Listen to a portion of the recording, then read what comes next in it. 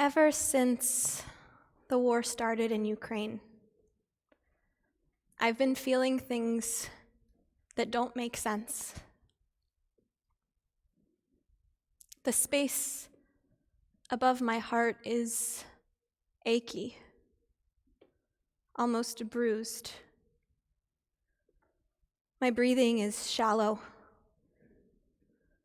Like the air around me is so filled with worry, the oxygen can't find its way through. My heart races, and then quiets, and then races again. I'm desperate for information, doom scrolling at all hours, reading everything, watching everything I can get my hands on, as if my very survival depends on it. On a logical level, I know that what I am feeling does not make sense. I live here in Boston, Massachusetts, thousands of miles away from that war. I am not in danger. I am safe. And yet, I can't shake the feeling that this is how it starts. Nor can I shake the generational memory of how it ends. If you asked a social scientist to explain my reaction to this war, they would not hesitate. They would say this is a classic expression of intergenerational trauma or transgenerational epigenetic inheritance. That is to say, not trauma that I have experienced personally, but trauma that my family has experienced generations ago, which has been passed down to me through stories, observed reactions, and even in the very cells of my being. As Peter McBride, the director of the Cohen Center for Holocaust and Genocide Studies, shared at the 2021 Intergenerational Trauma Conference, these are not memories.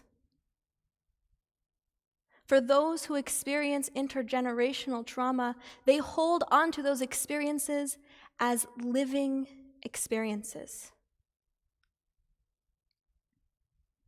There's a famous Nature neuroscience study from 2013 which drives home this point.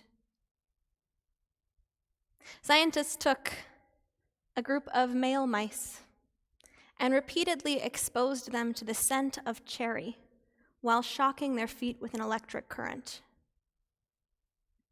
After a while, the scientists observed that the mice had become sensitized to that smell. When they smelled the scent of cherry, they would flinch and become nervous and jittery even without the electric shocks. Subsequently, they took those mice and they bred them with female mice who had not experienced the cherry scent or the electric shocks. And when those pups were born, they took them away from their parents so they would not be educated as to the dangers of the smell of cherry, nor to the dangers of the electric shock. The mice were raised away from their parents. And even still, when those mice came of age, when they were exposed to that scent of cherry, they reacted just as their parents had, becoming visibly jittery and distressed and nervous. Even the grandchildren of those initial mice exhibited definitive negative reactions to the scent of cherry. That's how intergenerational trauma works. It's not conscious. It's not taught. But it affects us. It affects what we do, what we think, how we behave. our knee-jerk reactions. And it doesn't just affect us, it affects our children and our grandchildren and our great-grandchildren.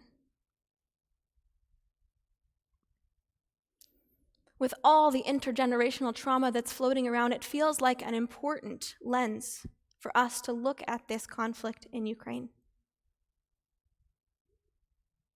For Jews, it's not hard for us to see why this lights up our own internal intergenerational trauma. Ukraine has been a center of Jewish life. It is the birthplace of Hasidism, literally the birthplace of the Baal Shem Tov.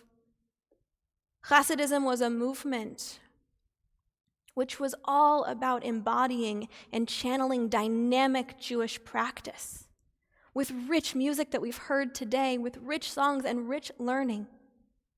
There were the most vibrant Jewish communities there.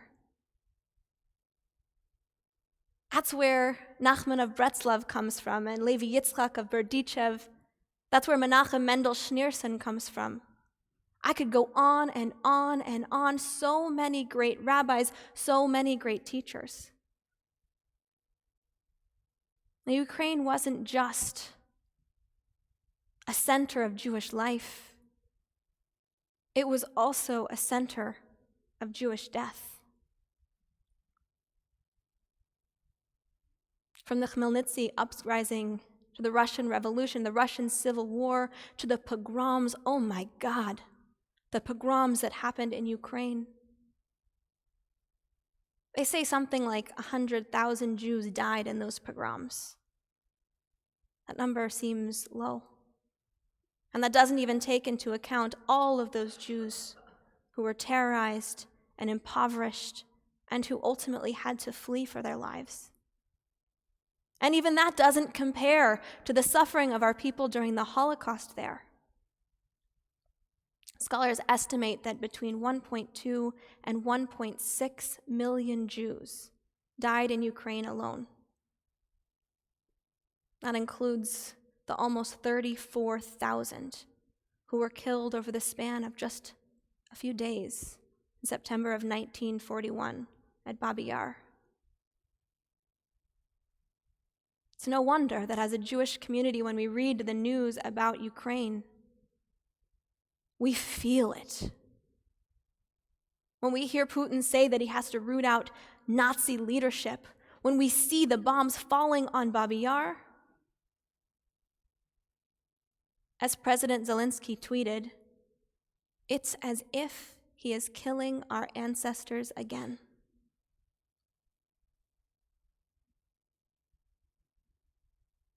It's easy when we delve into our own pain to lose track of the pain of those around us, but we're not the only ones who are bringing this lens of intergenerational trauma to the conflict. Non-Jewish Ukrainians have plenty of their own trauma to share. Ukraine first came under Russian control in the late 18th century. Russia's mission at that point was to stifle Ukrainian culture and identity, and they did so by prohibiting the printing of books and newspapers in Ukrainian, by prohibiting the education of students in Ukrainian, by seeking out, imprisoning scholars and cultural elders. Ukraine fought for independence and achieved that for a short time, but then was divided amongst four nations, and again part of Ukraine was under Russian control. And this time, Stalin didn't just want to eliminate Ukrainian culture, he wanted to make the Ukrainian people suffer. He wanted to starve them into submission. He confiscated lands in the name of collectivization, removed people from their homes, farmers from their plots, diminishing productivity, all the while seizing foods, not just from farms, but he sent police and communist goons home to home, taking anything that was edible. It's well documented Ukrainian citizens were barely surviving, living off of mud and twigs. There are even reports of cannibalism. In the report that was accepted in the United Nations in 2003, scholars estimate that between 7 and 10 million Ukrainians died during that period. It became known as the Great Famine, or Holodomor. And even while the famine was happening, Putin was using it as a cover while people were fighting for their lives. Stalin was using it as a cover while people were fighting for their lives. He was systematically targeting, imprisoning, and killing the leaders of the Ukrainian People's Republic. When Ukrainians today think about Russian rule, they think about the loss of resources, the loss of identity, the loss of life. It's no wonder there are so many everyday civilians lining up to defend their country. So, all this trauma on every side, and I could go on and I could list all the trauma for all the parties, for all the world. What do we do with all this trauma?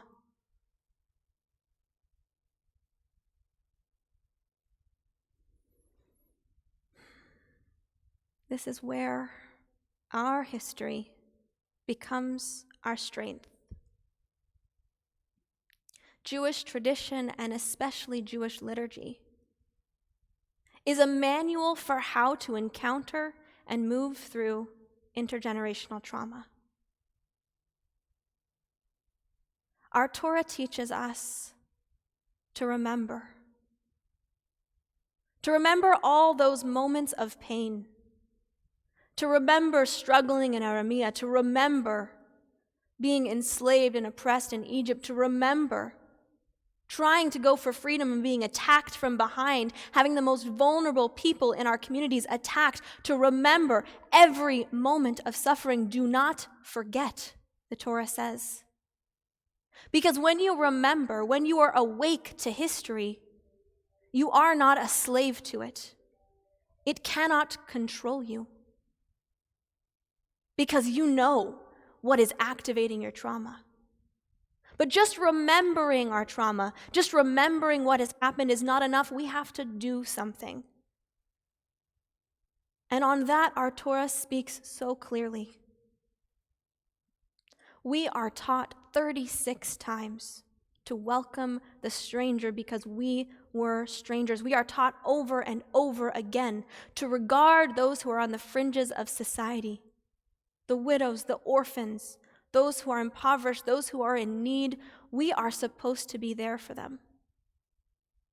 Because remembering alone doesn't erase the nightmare. It won't allow you to sleep through the night. But when you channel that memory into action, latakein olam b'malchut shaddai, when you channel your energy into healing, into transformation, that shifts things. That makes all the difference in the world. Yarina Arieva and Svoladom Fursom know this better than almost anyone. They were engaged to be married in May of this year. They'd been looking forward to a posh wedding in a restaurant celebrating, overlooking the river. They're an ideal couple, just made for each other. But when the war broke out, they knew they could not wait to tie the knot. And so as sirens rang out, as people fled for their lives, the two of them stood together, hand in hand, shoulder to shoulder, committing their lives to one another, to the love that brought them together and which sustains them. After their wedding, they stood outside, tears streaming down their faces. They shared with CNN that they were planning to head out right then and there to go do their part, to fight, to save their country. Their honeymoon would be separate because they were on a mission. As Arieva shared, the situation is hard. We are going to fight for our land. We have to protect it. We have to protect the people we love and the land we live on.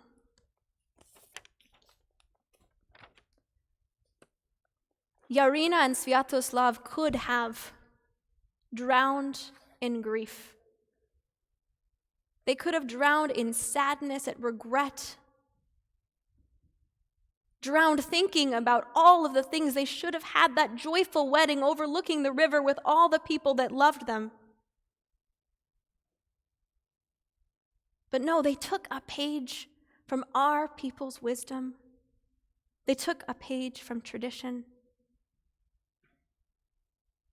They didn't bemoan what could have been, what should have been, what they deserved. They celebrated what they have. They made this moment special. And then they channeled every fear and every worry and every transgenerational trauma into powerful action. Yarina and Sviatoslav, they've become heroes. But it's not just them, we can too. Like those mice in the experiment, each one of us suffers from triggers and traumas that we do not control, that send us scurrying in fright. But unlike those mice, we are not powerless. We have the power to claim this moment. We have the power to remember.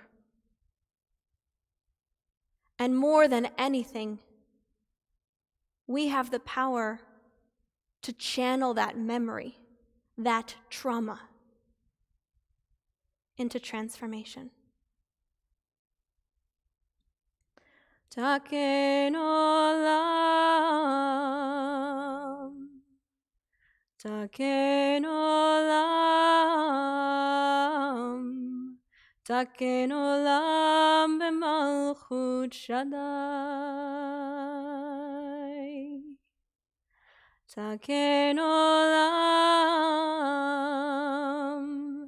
taken olam,